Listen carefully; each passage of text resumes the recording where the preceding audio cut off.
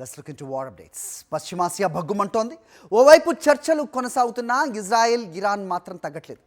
చర్చలతో సమస్యను పరిష్కరిస్తామని అమెరికా ప్రకటించింది. ఇజ్రాయెల్ ప్రధాని నెతన్యాహు మాత్రం ఇరాన్పై దాడులు ఆపేది లేదని స్పష్టం చేస్తున్నారు.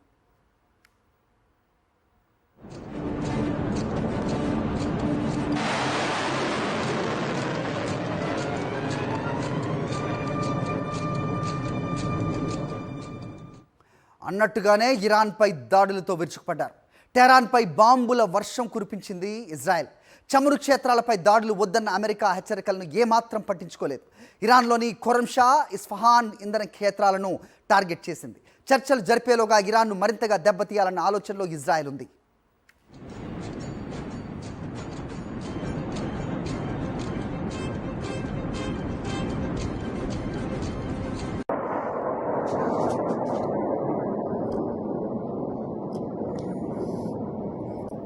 మరోవైపు ఇరాన్ కూడా తీవ్ర స్థాయిలో ప్రతిదాడులకు దిగింది. ఇజ్రాయెల్పై బాంబుల వర్షం కురిపించింది. టెల్ అవీవ్, హైఫా, జెరూసలేంపై ఎయిర్ స్ట్రైక్స్ చేసింది. బాలిస్టిక్ మిజైల్స్, డ్రోన్లతో విరుచుకుపడింది.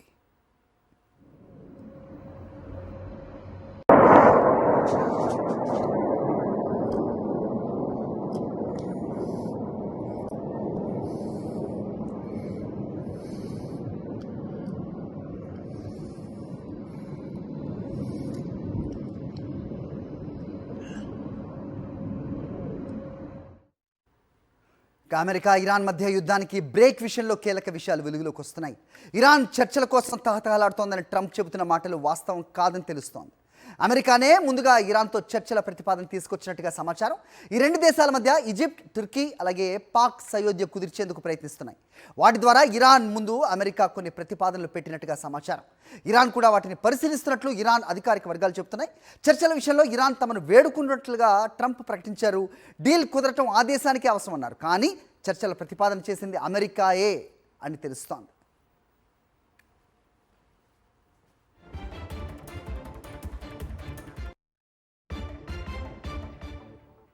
యుద్ధంతో ప్రపంచవ్యాప్తంగా తీవ్ర అనిశ్చితి అయితే నెలకొంది. క్రూడ్ ధరలు రాకెట్ల దూసుకెళ్లాయి. మార్కెట్లు కుప్పకూలాయి. అమెరికా మిత్ర గల్ఫ్ దేశాల ఇంధన వనరులపై దాడి జరిగింది. యుద్ధం ముదిరితే ఇరాన్ మరింత దూకుడుగా వెళ్లే అవకాశాలు లేకపోలేదని అర్థమైంది.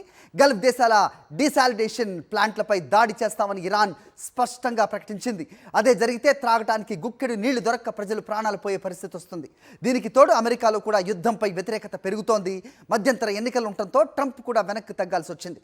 పైగా ఇరాన్ను తక్కువ అంచనా వేసి అమెరికా దెబ్బతినిందనే చెప్పాలి. ఇజ్రాయెల్ కోసం యుద్ధానికైతే దిగింది, కానీ భారీగా ఖర్చు చేయాల్సి వచ్చింది.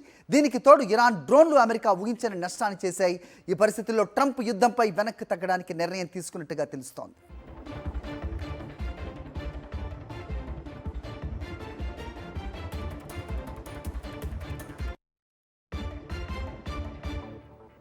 అయితే కింద పడ్డా తనదే పై చెయ్యి అన్నట్టు ఇరాన్ కోరడంతోనే తాను చర్చలకు అంగీకరించినట్టుగా బిల్డప్ ఇస్తున్నారు ట్రంప్. మరోవైపు ఇరాన్ కూడా చర్చలకు సుముఖంగానే ఉన్నట్టు తెలుస్తోంది. అమెరికాతో ఎలాంటి చర్చలు జరగట్లేదని చెప్పినప్పటికీ అగ్రరాజ్యం చేసిన ప్రతిపాదనలను మాత్రం సీరియస్గానే పరిశీలిస్తోంది. ఇరాన్తో అమెరికాకు నేరుగా దౌత్య సంబంధాలు లేవు. దీంతో తుర్కీ, ఈజిప్ట్లు కీలక పాత్ర పోషిస్తున్నట్లు సమాచారం.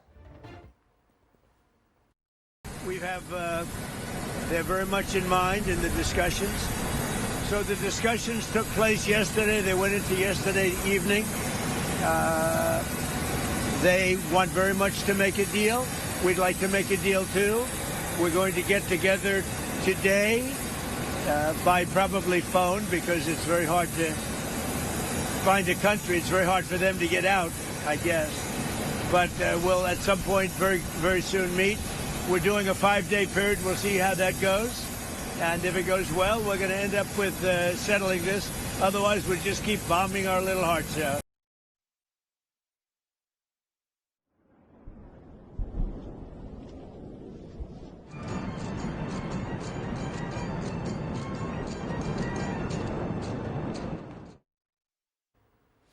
అమెరికా, ఇరాన్ చర్చల వెనక ఏం జరిగిందన్నది ఆసక్తి రేపుతోంది. చర్చలకు ఎవరు మధ్యవర్తిత్వం వహించారు అన్న దానిపై రకరకాల ప్రచారాలు తెరపైకి వస్తున్నాయి. ఈ రెండు దేశాలను చర్చలకి ఎవరు ఒప్పించారన్న దానిపై ఇంతవరకు అయితే స్పష్టత లేదు. అయితే ఈజిప్ట్, టుర్కీ, ఒమాన్ మధ్యవర్తిత్వం వహించాయని అమెరికన్ మీడియా ప్రచారం చేస్తోంది. పరిస్థితి ఇలాగే కొనసాగి యుద్ధం ముదిరితే కోలుకోలేని స్థాయి నష్టం జరుగుతుందని గల్ఫ్ దేశాలు తీవ్ర ఆందోళన వ్యక్తం చేశాయి. యుద్ధం ఆపేందుకు చర్యలు తీసుకోవాలని ట్రంప్ను కోరాయి. ఇదే సమయంలో ఈజిప్ట్, టుర్కీలు మధ్యవర్తిత్వం వహించేందుకు ముందుకొచ్చాయి. ఇరాన్తో నేరుగా అమెరికాకు దౌత్య సంబంధాలు లేనందున ఈజిప్ట్, టుర్కీ, ఒమాన్లు ఈ రెండు దేశాలతో మాట్లాడినట్టుగా సమాచారం. అమెరికా ప్రతిపాదనలను అవే ఇరాన్ ముందు ఉంచాయి. ఇటు చర్చల్లో భారత్ కీలక పాత్ర పోషించిందని బ్లూంబర్గ్ అంటోంది. అమెరికాతో పాటు ఇరాన్తో భారత్కు సత్సంబంధాలు ఉన్నాయి. అయితే చర్చల్లో తమది కీలక పాత్ర అంటూ పాక్ తనను తాను హైలైట్ చేసుకుంటుందని బ్రిటన్ మీడియా వెల్లడించింది. అయితే పాక్లోని కొన్ని వర్గాలైతే ఈ క్రెడిట్ను ఆర్మీ చీఫ్ మునీర్కి ఇచ్చేందుకు ప్రయత్నిస్తున్నాయి. ట్రంప్తో మునీర్ చర్చలపై మాట్లాడినట్టుగా చెబుతూ ఉన్నాయి. షాబాజ్ షరీఫ్ కూడా ఇరాన్ నేతలతో మాట్లాడినట్లు మరో ప్రచారం చేస్తున్నాయి పాక్ మీడియా సంస్థలు. త్వరలో పాక్ వేదికగానే చర్చలు జరుగుతాయని ప్రచారం చేసుకుంటున్నారు. నిజానికి అసలు చర్చలు జరుగుతున్నాయో లేదో అన్నదానిపైన ఓ క్లారిటీ అయితే ఇంకా లేదు. కానీ ఆ క్రెడిట్ను తమ ఖాతాలో వేసుకోవడానికి పాక్ లాంటి దేశాలు ప్రయత్నిస్తుంటాం గమనార్హం. రైట్, ఫిబ్రవరి 28న అమెరికా, ఇజ్రాయెల్ ప్రారంభించిన ఆపరేషన్ ఎపిక్ ఫ్యూరీ ఇప్పుడు కొత్త మలుపు తిరగడానికి గల్ఫ్ దేశాల ఒత్తిడి ప్రధాన కారణం. ఇప్పటివరకు తటస్థంగా ఉంటూ కేవలం రక్షణకు మాత్రమే పరిమితమైన గల్ఫ్ దేశాలు ఇప్పుడు నేరుగా ఇరాన్పై ఎదురు దాడికి దిగేందుకు సిద్ధమవుతున్నాయి. ముఖ్యంగా Saudi Arabia, UAE, Qatar, Bahrain దేశాలు తమ వ్యూహాన్ని మార్చుకున్నాయి.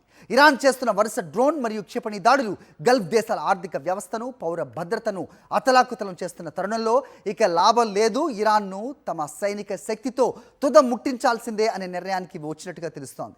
ఇందులో భాగంగానే శాంతి చర్చల ప్రక్రియ తెర మీదకి వచ్చింది. ఒకవేళ ఇరాన్ నుంచి సానుకూల స్పందన రాకపోతే ఏమవుతుంది? గల్ఫ్ తీరంలో అలజడి, నిన్నటి వరకు శాంతిని కోరుకున్న దేశాలు ఇప్పుడు యుద్ధానికి సై అంటున్నాయి. గత 3 వారాలుగా ఇరాన్ ప్రయోగిస్తున్న వేల సంఖ్యలోని డ్రోన్లు, మిసైళ్లు దుబాయ్ విమానాశ్రయం నుంచి సౌదీ రిఫైనరీల వరకు విధ్వంసాన్ని సృష్టించాయి. ఇరాన్ పరమోన్నత నాయకుడు అలీ ఖమేనీ మరణం తర్వాత ఆ దేశం మరింత రెచ్చిపోయి గల్ఫ్ దేశాలపై దాడులను తీవ్రతరం చేసింది.